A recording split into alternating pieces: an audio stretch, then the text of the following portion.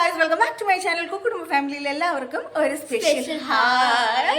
അപ്പോൾ ഇനി തിരുവോണമാണ് ഗൈസ്, തിരുവോണമാണ്. അങ്ങനെ കാത്തിരുന്ന് നമ്മൾ 2025 ഓണം തിരുവോണവും വന്നെത്തിയിരിക്കുകയാണ്. അപ്പോൾ ഇന്ന് ഭയങ്കര സെലിബ്രേഷനും പരിപാടികളൊന്നുമില്ല.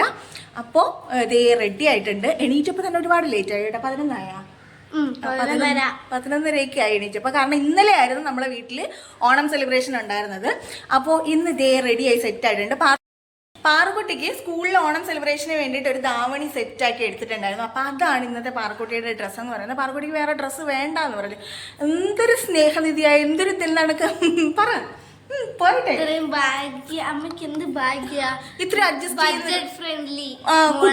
ബഡ്ജറ്റ് ഫ്രണ്ട്ലി കുട്ടിയാണ് കേട്ടോ. അപ്പൊ വേറെ ഡ്രസ്സ് വേണ്ടമ്മ എന്ന് പറഞ്ഞുകൊണ്ടിരിക്കുകയായിരുന്നു. അവർക്ക് ഇത് തന്നെ ഇടണമെന്ന് നിർബന്ധം ഉണ്ടായിരുന്നു.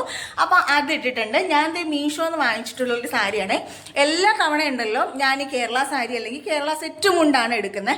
ഇത്തവണ ചെറിയൊരു ചേഞ്ച് ആയിക്കോട്ടെ എന്ന് വിചാരിച്ചിട്ട് ഞാനൊരു നോർമൽ സാരി എല്ലാ തവണ ഉണ്ടല്ലോ ഞാൻ കേരള സാരി അല്ലെങ്കിൽ കേരള സെറ്റ് മുണ്ടാണ് എടുക്കുന്നത് കേട്ടോ. ഇത്തവണ ചെറിയൊരു ചേഞ്ച് ആയിക്കോട്ടെ എന്ന് വെച്ചിട്ട് ഞാൻ ഇങ്ങനെ കുറച്ചിങ്ങനെ ഫ്ലോറൽ പ്രിൻ്റാണ്, ഫുൾ ഫ്ലോറൽ പ്രിൻ്റുള്ള ഒരു വൈറ്റ് സാരിയാണ്. ഞാൻ ഫുൾ ലുക്ക് കാണിച്ചു തരാം.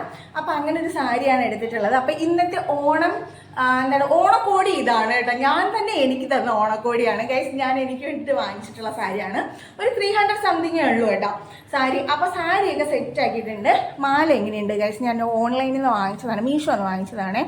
ഇൻവിസിബിൾ മാലയാണ്. ഞാനിതിൻ്റെ ഒരു ഷോർട്ട് വീഡിയോ ഇടുന്നുണ്ട്. അപ്പോൾ ഗെറ്റ് റെഡിയാണ്. ഞാനും പാറക്കുട്ടിയൊക്കെ സെറ്റ് ആയിട്ടുണ്ട്. ഇനി എന്താണ് പരിപാടി എന്ന് ചോദിച്ചാൽ ഞാനും പാറക്കുട്ടിയും കൂടി കുഞ്ഞിയുടെ വീട്ടിലോട്ട് പോവുകയാണ്. അപ്പോൾ ഇന്നലെ അവരെല്ലാവരും ഇങ്ങോട്ട് വന്നിട്ടുണ്ടായിരുന്നല്ലോ. അപ്പോൾ ഇന്ന് രാവിലെ വിളിച്ചിട്ട് പറഞ്ഞ് ഫുഡ് അവിടെ നിന്ന് കഴിക്കുക, അങ്ങോട്ട് ചെല്ലാൻ പറഞ്ഞിട്ടുണ്ടായിരുന്നു. ഇവിടെ എല്ലാം ഫുഡെല്ലാം സെറ്റാണ്, ഫുഡൊക്കെ സെറ്റായിട്ട് ഇരിപ്പുണ്ട്. പക്ഷെ നമ്മളൊന്ന് അങ്ങോട്ട് പോകാമെന്ന് കരുതി. അപ്പോൾ പാറക്കുട്ടിയുടെ ഫുൾ ലുക്ക് കാണിച്ചു തരാമേ.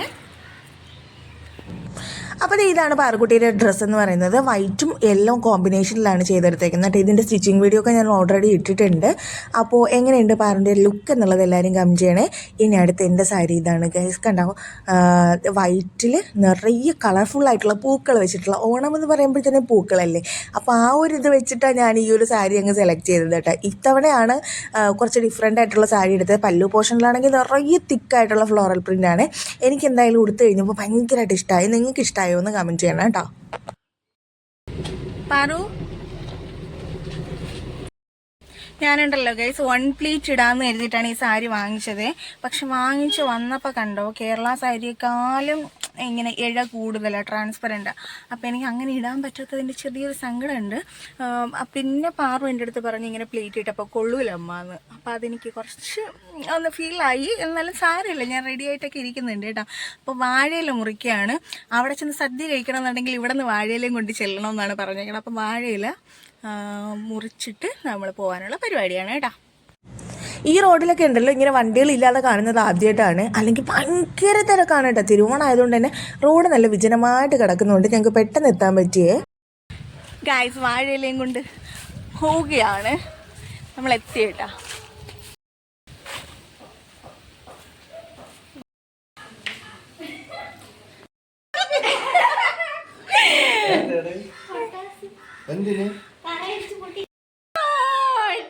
കണ്ടില്ല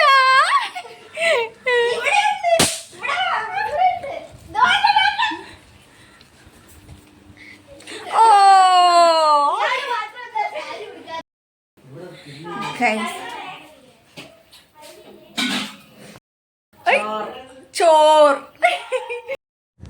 തിരുവോണമായിട്ട് ഇത്രയും ലേറ്റായിട്ട് ഉറക്കം എണീക്കുന്ന ആദ്യത്തെ ഓണമാണ് ഇത്. അല്ലെങ്കിൽ ഞാൻ രാവിലെ എണീച്ച് സദ്യപരിപാടികളും അങ്ങനെ അത്തപ്പൂക്കളിടലും അങ്ങനെയൊക്കെ ഉണ്ടാവാറുണ്ട്. ഇത്തവണ നമ്മുടെ ഉത്രാടത്തിനാണല്ലോ നമ്മുടെ വീട്ടിൽ ഓണം സെലിബ്രേഷൻ ഉണ്ടായിരുന്നത്. അതിൻ്റെ ക്ഷീണത്തിൽ ഞാൻ കിടന്ന് സുഖമായിട്ട് ഉറങ്ങിയിട്ട്. അപ്പോൾ എണീച്ചപ്പോൾ തന്നെ ഒരു 11:30-12 മണി അടുപ്പിച്ചായി. അത് കഴിഞ്ഞിട്ടാണ് റെഡിയായി പിന്നെ കുഞ്ഞിൻ്റെ അടുത്തോട്ട് വന്നത് കേട്ടോ. അതുകൊണ്ട് വന്ന പാടെ എല്ലാവർക്കും നല്ല വിശപ്പുണ്ടായിരുന്നു. വന്ന പാടെ തന്നെ എല്ലാവരും ഫുഡ് കഴിക്കാനായിട്ട് ഇരുന്ന് കേട്ടോ. അത്യാവശ്യം എല്ലാ കറികളും ഉണ്ടായിരുന്നു. കറികളൊക്കെ വിളമ്പുന്നതിൻ്റെ സ്പീഡ് കുറഞ്ഞതുകൊണ്ട് ഇരുന്നുകൊണ്ട് തന്നെ ഞാനും അങ്ങ് വിളമ്പാൻ തുടങ്ങി കേട്ടോ. കിട്ടിയ കറികളൊക്കെ ഞാനും അങ്ങ് വിളമ്പി. ഇപ്പോഴാണ് ഞാൻ വീഡിയോ എഡിറ്റ് ചെയ്തിട്ട് വോയിസ് കൊടുക്കുന്ന സമയത്താണ് കണ്ടത്. ജസ്റ്റ് ബിറ്റ്സാണ്. ആ ഇലയിൽ നിന്ന് കറികളെല്ലാം താഴെ പോയതിന് കേട്ടോ. ഞാൻ ഇല ഇങ്ങോട്ട് വലിച്ചിട്ടതാണ്. പിന്നെ എൻ്റെ ഫേവറേറ്റ് ആയിട്ടുള്ള അവിയൽ വന്നിട്ടുണ്ട്. അവിയലിന് ആരോ കൈവശം തന്നിട്ടുണ്ട് കേട്ടോ. എനിക്ക് ഭയങ്കര ഇഷ്ടമാണ് അവിയൽ. നിങ്ങൾക്ക് സദ്യയുടെ കൂട്ടിൽ ഏത് കറിയാണ് ഏറ്റവും ഇഷ്ടം എന്നുള്ളത് മറക്കാണ്ട് കമൻറ്റ് ചെയ്യണം കേട്ടോ. എനിക്ക് അവിയലാണ് ഭയങ്കര ഇഷ്ടം. പിന്നെ എന്താ കൂട്ടുകറി വെച്ചിട്ടുണ്ട്. കൂട്ടുകറി എനിക്ക് ഇഷ്ടമാണ്, പക്ഷേ എനിക്ക് എൻ്റെ ഫേവറേറ്റ് എന്ന് പറയുന്നത് അവിയലാണ് കേട്ടോ. എന്നിട്ട് ഞാൻ ഓരോ കറികളായിട്ട് ടേസ്റ്റ് ചെയ്ത് നോക്കുകയാണ്. കാരണം കുഞ്ഞയുടെ കൈ കൊണ്ട് ഇതുപോലെ സദ്യ ഉണ്ടാക്കി കഴിച്ചിട്ട് കുറേ കാലമായി.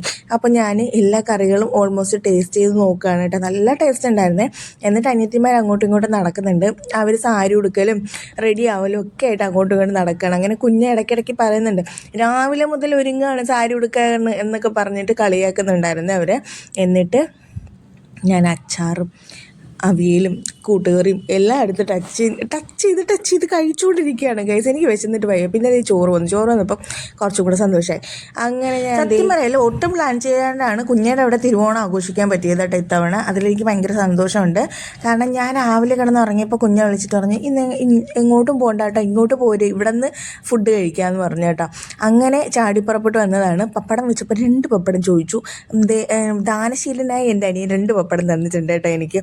എന്നിട്ട് ഞാൻ ചോറും കറികളും കൂട്ടി നല്ല കാര്യമായിട്ട് തട്ടിയിട്ട് ഒരു രക്ഷയില്ല. കറികളൊക്കെ കിടിലം ടേസ്റ്റ് ആയിരുന്നു. ഞാൻ അടിപൊളിയായിട്ട് കഴിച്ചിട്ടുണ്ട്. അനിയത്തിമാർ പാവം ഇന്നലത്തെ പോലെ തന്നെ അവർ രണ്ടാമതാണ് ഇരുന്നത്. ഞങ്ങളെല്ലാവരും ആദ്യമേ അങ്ങിരുന്ന് കഴിച്ചിട്ട് പാറക്കുട്ടിയും ഞാനും ഒക്കെ ആദ്യമേ ഇരുന്ന് അങ്ങ് കഴിച്ചിട്ടുണ്ടായിരുന്നു. പരിപ്പിന് വേണ്ടിയിട്ടുള്ള വെയിറ്റിംഗ് ആണ് ഗൈസ്. വരൂ കൊണ്ടുവരൂ എന്ന് പറഞ്ഞ് ഞാൻ വെയിറ്റ് ചെയ്തിരിക്കുകയാണ്. പരിപ്പ് വന്ന പാടെ ഞാനങ്ങ് തട്ടാൻ. നമ്മൾ എന്തൊക്കെ പ്ലാൻ ചെയ്ത് വെച്ചാലുണ്ടല്ലോ, ഈ വിധി എന്ന് പറയുന്ന സാധനത്തിൽ എനിക്ക് ഭയങ്കര വിശ്വാസമുണ്ട്. ഇന്ന് ഇവിടെ വന്ന് ഈ തിരുവോണമായിട്ട് സദ്യ കഴിക്കണം എന്നുള്ളതായിരുന്നു എൻ്റെ വിധി എന്നാണ് ഞാൻ വിശ്വസിക്കുന്നത്. കാരണം ഒട്ടും പ്ലാനിങ് അല്ല, ഞാൻ പറഞ്ഞില്ലേ, ഒട്ടും പ്ലാനിങ് അല്ലാണ്ടാണ് ഇവിടെ വന്നിട്ട് ഇങ്ങനെ സദ്യ കഴിക്കാൻ പറ്റിയത്. ഇവിടെ എല്ലാവരും കുഞ്ഞമ്മയുടെ കൂടെയൊക്കെ ഓണം കൂടാൻ പറ്റിയത് കേട്ടോ. അപ്പോൾ സദ്യയൊക്കെ ഒരു വൈകി കഴിച്ച് കഴിഞ്ഞപ്പോൾ പായസം കൊണ്ടുവന്നു. എൻ്റെ ഫേവറേറ്റ് പായസമായിരുന്നു കേട്ടോ. എനിക്ക് ഏറ്റവും ഇഷ്ടം കടല പായസവും പരിപ്പ് പായസമാണ്.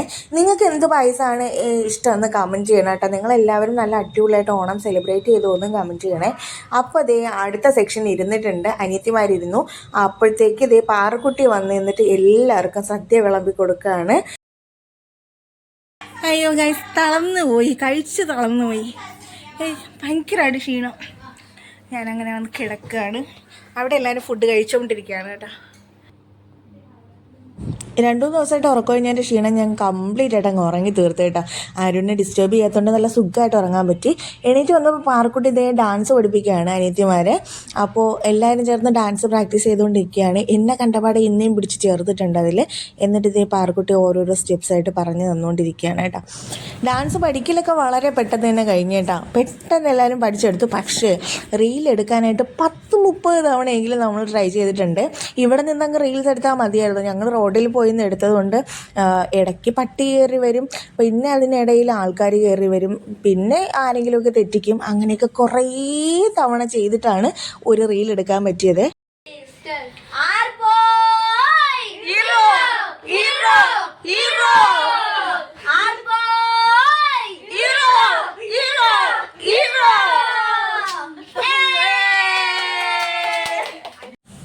അപ്പോൾ എല്ലാവർക്കും ഒന്നും കൂടി ഹാപ്പി ഓണമൊക്കെ പറഞ്ഞിട്ട് ഞങ്ങൾ നേരെ തിരിച്ച് വീട്ടിലോട്ട് വന്നേ.